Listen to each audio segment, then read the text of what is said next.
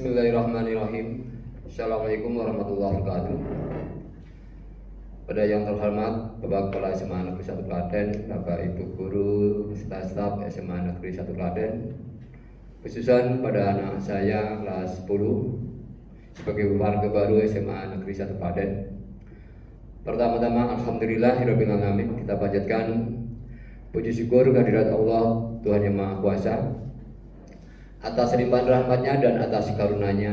Di kesempatan pagi hari ini kita semuanya bisa berada dalam suatu kegiatan yaitu MPLS di SMA Negeri 1 Klaten dalam keadaan sehat, tidak kurang suatu apa. Selanjutnya perkenalkan, saya yang kesempatan ini ditugasi oleh sekolah untuk mengisi kegiatan MPLS dengan materi tata krama beserta tatib. Nama saya adalah Surantiono, yang kebetulan saya mengampu maba PS-nya sejarah. Dalam perjalanan waktu saya di SMA Negeri 1 Klaten baru sejak 1984, sehingga dalam perjalanan waktu yang cukup panjang inilah banyak saya bisa mengikuti dinamika SMA Negeri 1 Klaten, progres yang menunjukkan tren semakin baik, semakin membanggakan buat kita semuanya. Anak-anakku semuanya untuk kelas 10, pertama-tama juga saya ucapkan selamat atas keberhasilan kalian. Kalian diterima sebagai warga baru SMA Negeri 1 Klaten. Untuk itulah saya pribadi menyampaikan ajakan ataupun himbauan agar kesempatan yang boleh dibilang langka ini tidak kalian sia-siakan. Kalian manfaatkan untuk penuh semangat belajar guna menggapai cita-cita kalian. Anak-anakku semuanya yang berbahagia, tata krama yang sering kali kita lisankan, bahkan sering kita dengar. Apa itu tata krama? Dari sisi pengertian, tata krama adalah sebuah aturan. Krama, sopan santun ataupun adab.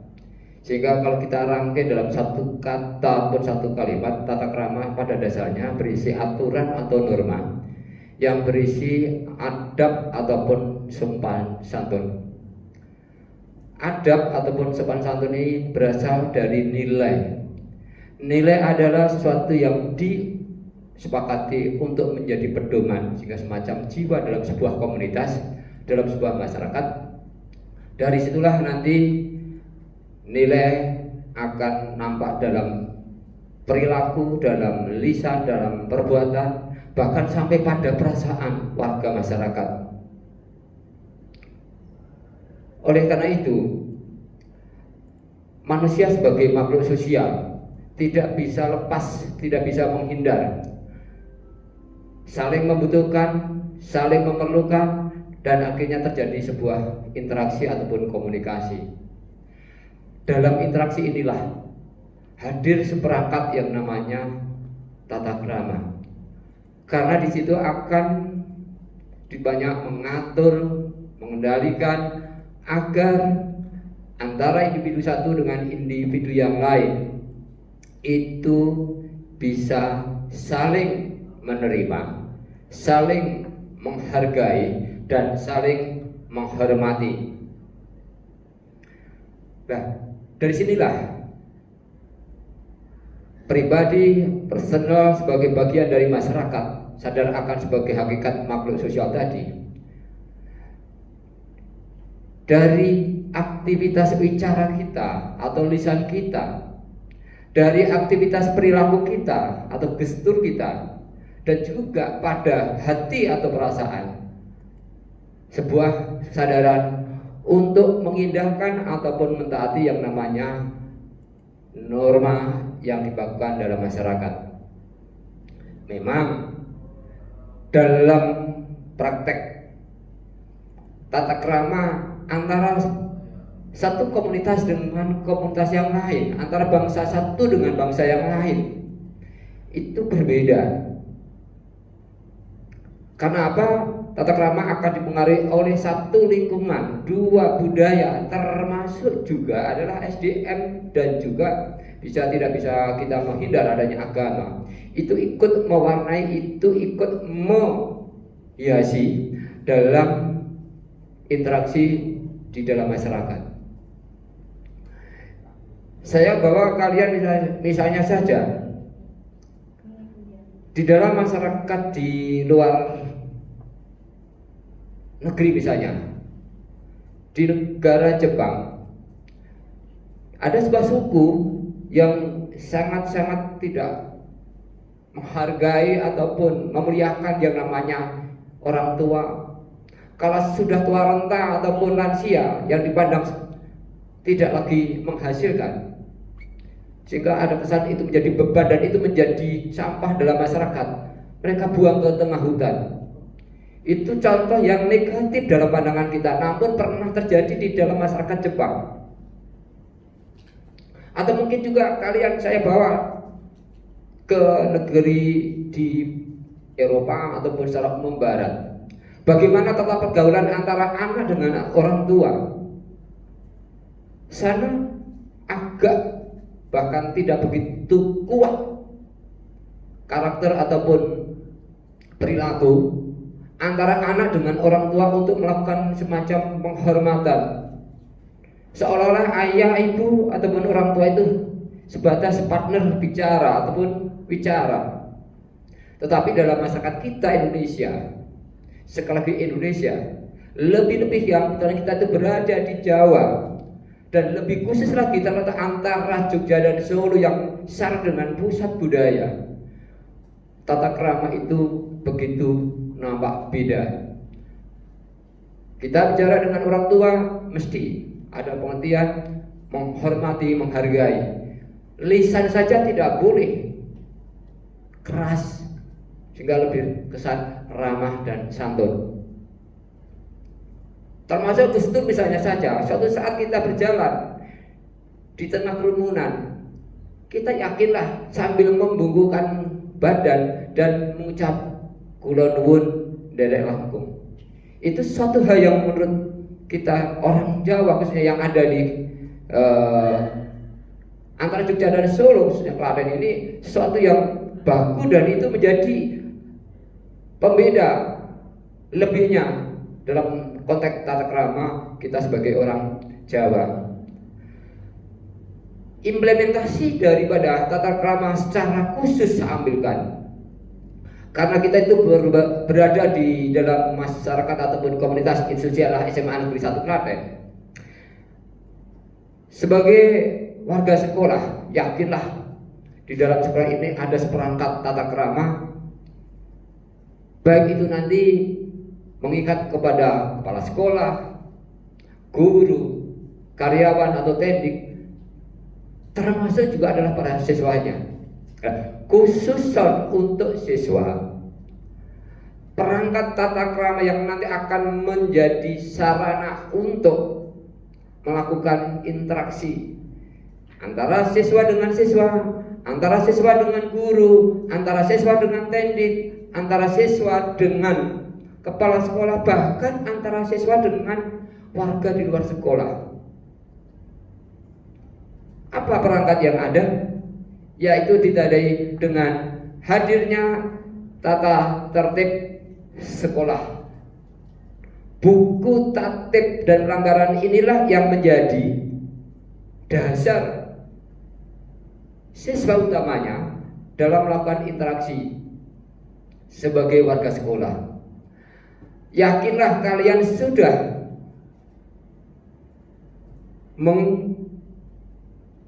mengunduh atau download atau mungkin bisa langsung kalian cetak, dan dari situlah kalian bisa memahami perangkat yang namanya tatib ini.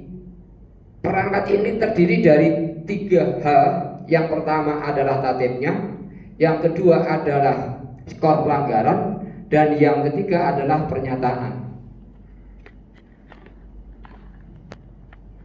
Di dalam tatib untuk siswa ini akan mengatur kalian sebagai siswa SMA Negeri 1 Klaten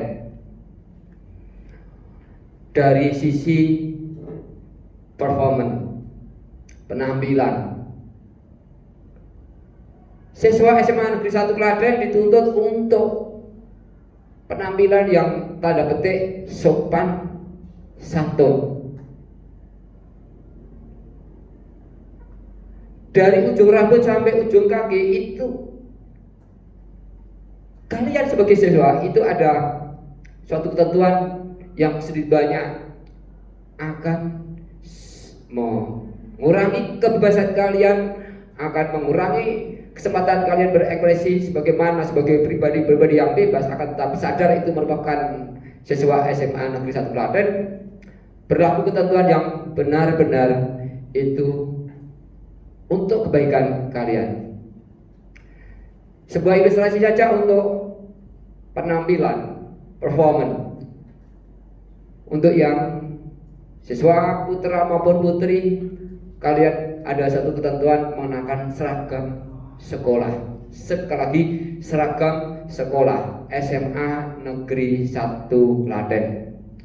Seragam sekolah macam-macam, Senin sampai Kamis, OSIS SMA, bukan OSIS SMP. Kemudian ada badge identitas SMA Negeri 1 Klaten, ada nama, dan putra putri tidak berbeda untuk baju, hanya saja untuk putri mengenakan rok dengan catatan roknya sampai menutup mata kaki, sedangkan laki-laki mengenakan celana panjang. Dalam berpakaian, ketentuan baju harus dimasukkan. Mengenakan sepatu warna hitam bertali, kaos kaki, mengenakan identitas, pakai ikat pinggang, keseparannya SMA 1. Sedangkan untuk rambut, terutama bagi yang putra, ketentuannya adalah 321, 3 atas, agak tengah 2, yang bawah adalah 1 cm, sehingga tidak gundul, tidak gondrong. Bagi yang putri yang mengenakan jilbab, silakan warnanya disesuaikan dengan ketentuan seragam OSIS. Bagi yang tidak mengenakan seragam ataupun tidak mengenakan jilbab, rambut terutama yang panjang itu adalah diikat, jangan dibiarkan. Sedangkan untuk hari Jumat itu adalah SPL, seragam pramuka lengkap, sehingga ketentuannya pun juga berlaku secara khusus. Dan dari satu penampilan di sini saja ada gambaran seperti apa. Sedangkan yang lainnya disiplin. Ada ketentuan bahwa SMA Negeri 1 Klaten masuk jam 6.45, sehingga kalian wajib datang di sekolah ini jangan lewat jam 6.45. 6.45 sudah masuk kelas. Disiplin waktu.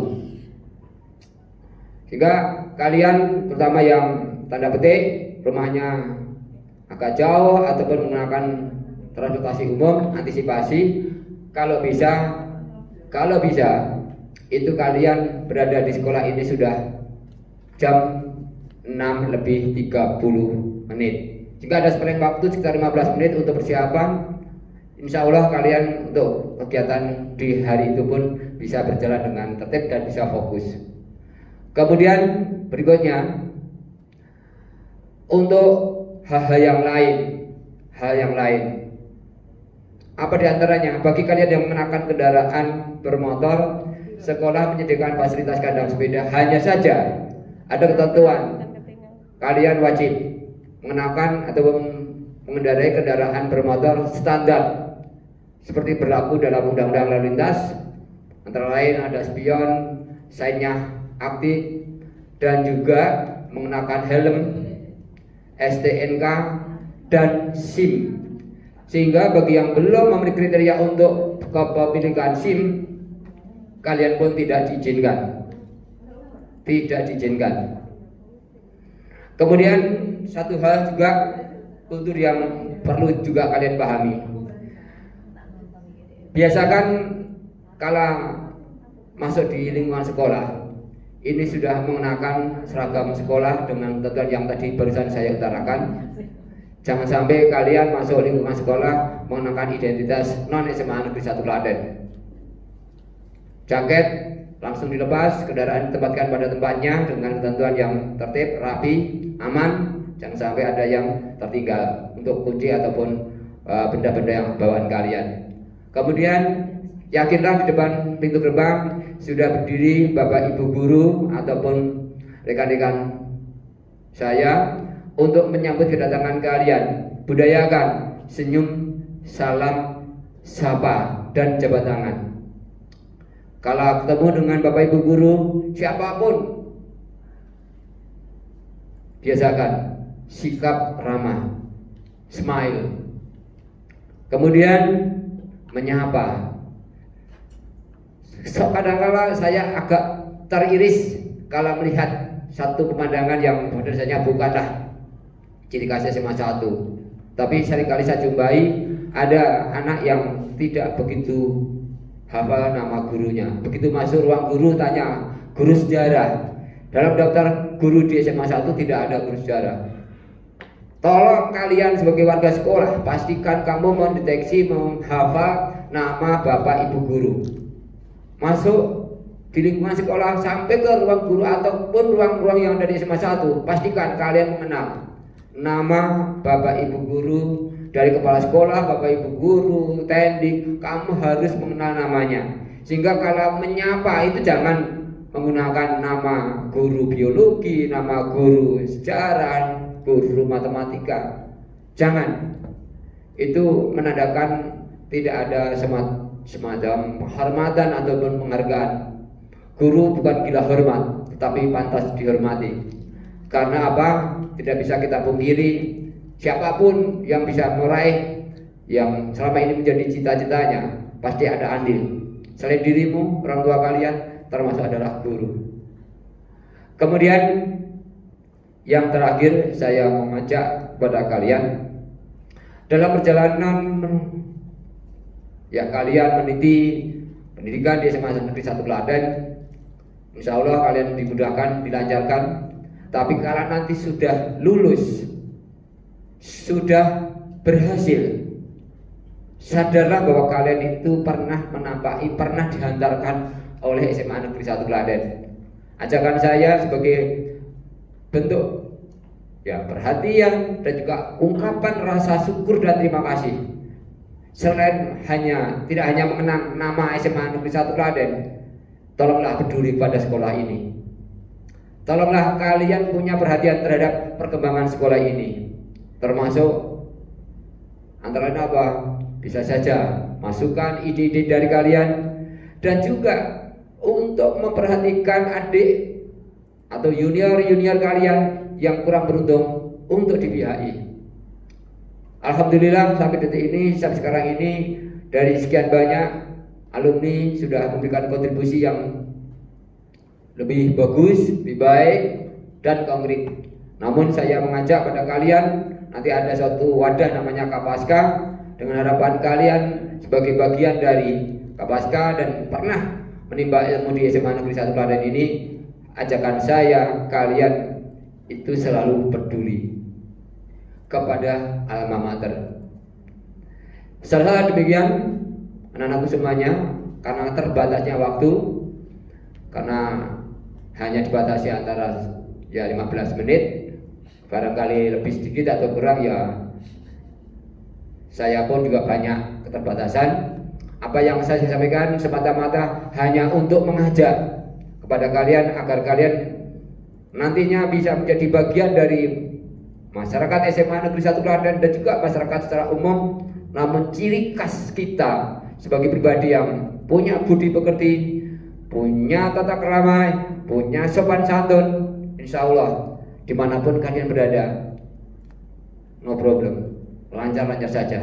Doa saya secara pribadi, semoga kalian dimudahkan, semoga kalian ya sukses dan sukses. Kurangnya dari saya mohon maaf. Assalamualaikum warahmatullahi wabarakatuh.